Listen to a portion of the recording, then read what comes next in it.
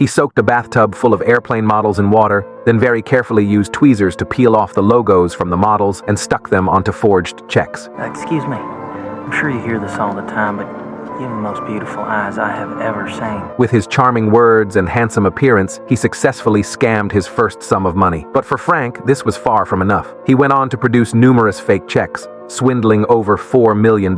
Then he disguised himself as a pilot and traveled the world by taking free flights. When Frank arrived in Miami, he flirted with a bank employee while exchanging counterfeit checks. She gave Frank a tour of the bank and showed him the check printing machine. Frank figured out how the check printer worked. Later, he bought a specialized check printer at an auction and began mass-producing counterfeit checks. This quickly caught the FBI's attention. Carl tracked Frank down through the forged checks. He burst into Frank's room and found various check-making tools on the desk, further confirming Frank's check forgery. Frank calmly walked out of the bathroom, claiming he was from intelligence and that the suspect had been caught by his colleagues 10 minutes ago. He even handed his wallet to Carl, saying his credentials were inside, and opened the window pointing to a car outside, saying his colleagues were escorting the suspect. Carl completely believed him, while Frank used this opportunity to escape. Carl breathed a sigh of relief, but opened the wallet to find only a stack of small cards. Frank had slipped away effortlessly. After this, Frank's confidence doubled. He wore James Bond-style suits, drove similar cars, and had a beautiful woman by his side. He called Carl to apologize for the previous incident, telling Carl he was in room 3113